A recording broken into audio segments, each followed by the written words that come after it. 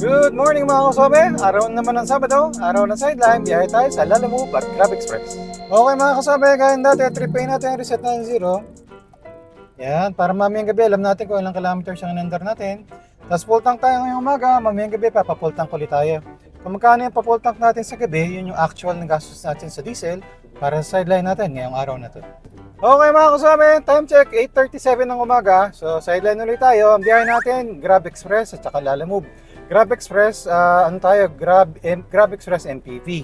Pagtas sa Lalamove naman, 300 kg MPV ang category natin.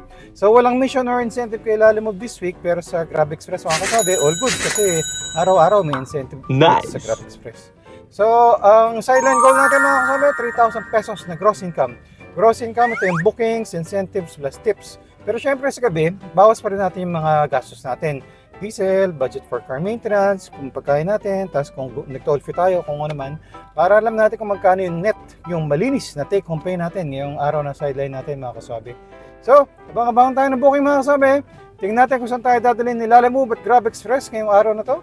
At kung maabot natin ang ating sideline goal na 3,000 pesos na gross income. Take ko mamaya. Okay mga kasabi, time check 8:58. Dito tayo sa may Naiya Terminal 1 banda. May pumasok ng booking mga kasabi. Medyo malayo nga lang, 6.8 kilometers sa may Pasay. Tapos ang lapit lang ng pagdadalan sa may Makati lang. So booking number 1 mga kasabi, pick upin muna natin. Okay mga kasabi, turo talaga ni Waze, mag-Rojas Boulevard lang. Kaya lang medyo nag-aalangan ako mga kasabi kasi doon tayo na para ng Asbo dati. Kaya dito na tayo duman sa may looban mga kasabi. Para kahit medyo traffic, okay lang. Buti na nag-iingat. Wow! Mga 23 na pick up natin. Dalawang medyo malaki siya na items. Pero magagaan lang para mga props raw gagamitin sa school. So tignan natin ito mga kasabi sa Makati. 3.3 kilometers, 13 minutes away, sabi ni Waze. Okay mga kasabi, time check na 8:45. Ni-drop off na natin yung items. Mascot siya pala. Tapos bago tayo dumating mga kasabi, may pumasok na isa pang booking. 4.1 kilometers, 13 minutes away sa may yata to, sa may Santa Ana, Manila yata yung pick up. Tapos ang pagdadalan sa may sa may Ortigas Center sa may Pasig.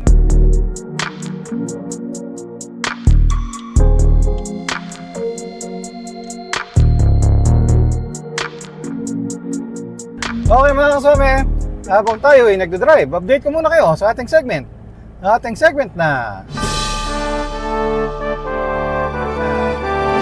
ano ang masasabi ni Kaswabe? Okay mga kaswabe, meron tayong mga kaswabe, si Sir Chocolate at saka si Sir Patrick Bongon. Parehong tanong nila, Sir, pwede ba non-pro sa Lalamove? Ang masasabi ni Kaswabe, pwede mag-apply mga kasabi ang non-pro. Ako rin nung nag-apply ako, non-pro ako. Pero within 3 months mga kasabi, mula sa pagkaka-activate ng account ninyo, kailangan nyo na magpa-convert to, magpa-upgrade kayo to pro na license. May mga nabasa rin ako dun sa, sa Facebook page ng, ng Lalamove ng mga drivers.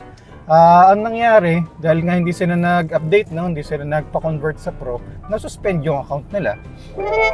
So nasuspend hanggang hindi sila nakakapag-submit ng professional driver's license. Meron pa tayong ibang mga kaswabe.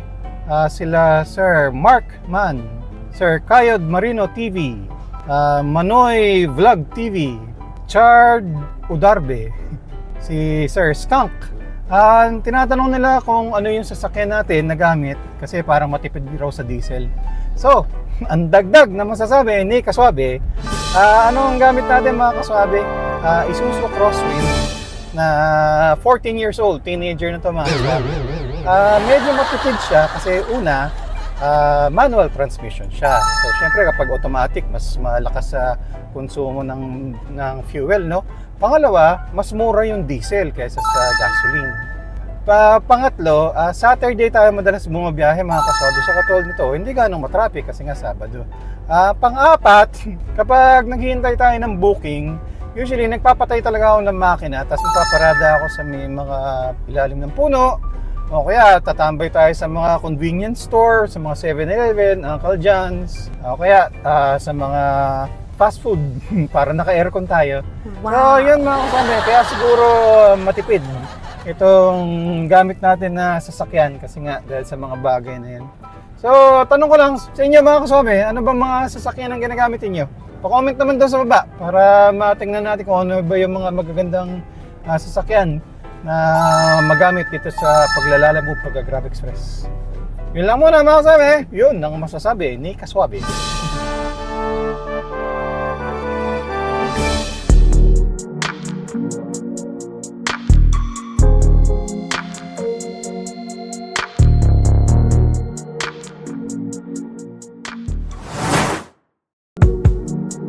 Okay mga kasama, time check 11:20. Na-drop off na natin yung mga boxes, all goods. Paid via GrabPay naman yun, wala tayong siningil. Bago tayo namating mga kasama, may pumasok na booking number 3, 1.3 kilometers. Pipick up tayo ng groceries dito sa may Mandaluyong. Ang pagdadalan dito lang sa may Ugong Norte. Okay mga kasama, time check 11:46. Na-pick up na natin yung groceries. Kaya lang tinawagan ko si ma'am doon sa delivery kasi yung address niya dito sa may Corinthian Gardens, dito sa Ugong Norte nga, no? Pero nung tinitingnan ko na sa mapa, yung nakapin sa may sa may Makati. So kaya tinawagan ko si ma'am. Pero all goods naman, nagkaintindihan na kami. Madalas nga raw talagang mali yung naipipin sa mapa, pero sundin ko raw yung address. So all goods mga kaswabe. So yun, kaya i-check rin natin yung talagang address. Wag lang tayo basta sumunod sa mapa sa mapa mga kaswabe kasi malayo yun, Makati at saka Ugong Norte.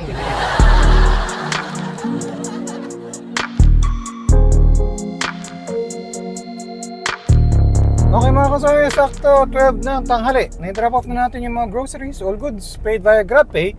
Pero inabutan tayo ni ma'am ng 40 pesos. Meron tayong tip. Ayos mga kaswabe. Nice! So, andito tayo sa loob ng subdivision nila. Labas muna tayo, tapos hanap tayo ng paparada, makakainan din mga kaswabe kasi kanina pa tayo umaandar. Ang gaganda ng mga bahay nila dito mga kaswabe. Wow. Ang lalaki ng mga kalsada. Wow. Lalaki ng mga puno. Wow. Wow. Balang araw, kakaganyan din tayo. Dito kami mga kaswabe, completed booking number 3. Okay mga kaswabe, kung interesado kayong mag-apply sa Lalamove, ito yung step-by-step guide kung paano mag-apply. Tapos paki-input na rin yung aking referral code. Baka naman!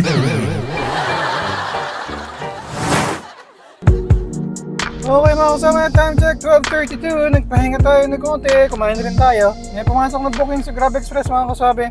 5 kilometers away, punta tayo sa San Juan. Tapos ang pagdadalan doon sa may sa may Miriam College daw banda mga kaswabe. Okay mga kasama, time check 1:11. Na-pick up na natin yung bouquet of flowers. Wow. Nilagay natin siya doon sa may planggana. Sinandal natin doon sa isang parang insulation foam natin para nakasandal siya ng maayos. At din natin to mga kasama sa may Katipunan banda. 37 minutes, 8.2 kilometers, 70 ways. Booking number 4. Okay mga kasama, dito tayo sa may Katipunan Avenue. Medyo traffic. Update ko muna kayo sa ating segment. Ang ating segment na ano? Ang pasalubong ni Kaswabe. Okay mga kasama, ito gusto to ni si Swabe. Pero bawal sa kanya to, no? Kaya lang, bumili na rin tayo kasi si Mrs. Junior Swabe bibisita raw sa bahay mamaya. Swabe, so gusto rin niya to. Pasalubong natin ngayong araw na to ay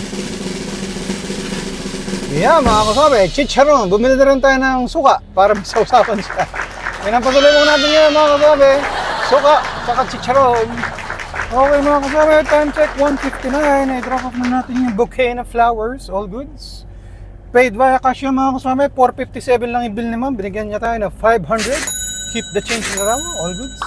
Bago tayo dumating mga kasama, may pumasok na booking. 2.8 kilometers, project 3 raw, sabi ni. Tapos ang pagdadalan sa may BGC. Pick up naman natin mga kasama, 3 kilometers away, 7 minutes. Mabilis lang, sabi ni Waze. Update ko ka mamaya.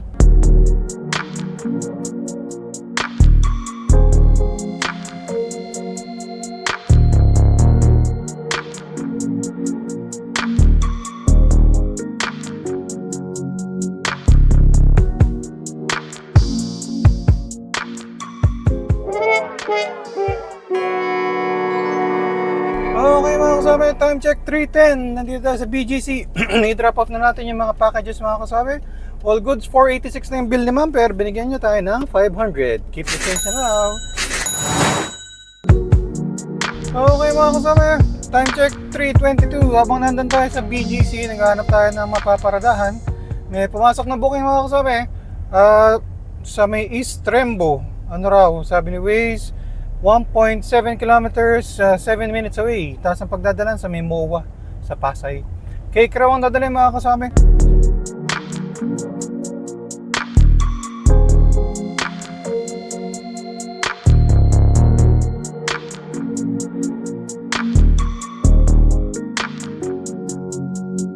Okay mga kasama, time check 4:19. I-drop off na natin yung cake, all goods. Bago tayo dumating, may pumasok na booking mga kasama. Dito lang rin sa area ng MOA. Pagtaas ng pagdadalan sa Makati. Kikipin muna natin mga kasama, booking number 7 natin. Okay mga kasama, time check 4:45. Na-pick up na natin. Dalawang boxes siya ng mga coffee beans. Medyo mabigat. Tapos may 3 pouch na mga powder. At yun na natin sa Makati mga kasama, 6.4 kilometers, 30 minutes away, sabi ni Waze. Update ko mamaya. Dito tayo sa Pasay, sa may MOA banda.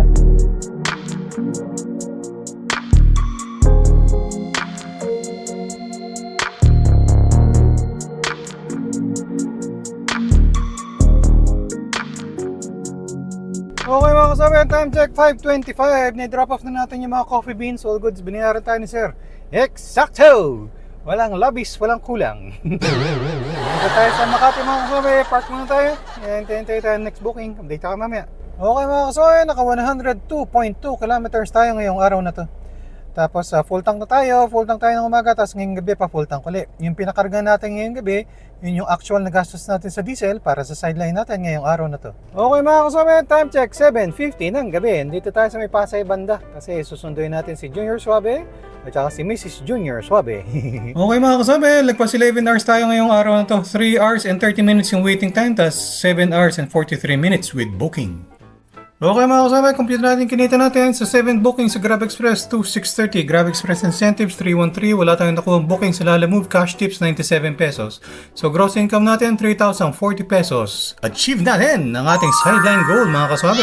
Bawas naman natin ang expenses natin, diesel 590, budget for car maintenance 300, food 150 pesos. So sa 11 hours sa sideline, ang net income yung maliit na take home pay natin 2,000 pesos. Nice! Update sa ating incentive savings mga kasabay, Grab Express Incentives 313, cash tips 97 pesos. So ang total natin 410 pesos. Alright! Wow! Okay mga kasabay, nasundo na natin si Junior Suabe at saka si Mrs. Junior Suabe. Magbabay muna kayo sa ating 2,700 subscribers. Wow! Ayan, ganito lang muna mga kasabay. Kami yung huling package. Pero tao naman ngayon. Hanggang dito na lang muna mga kasobe. Maraming salamat sa panood. Hanggang sa ulitin. Ingat-ingat sa pagmamaneho para ang biyahe natin. I love you, Suave! Bye-bye!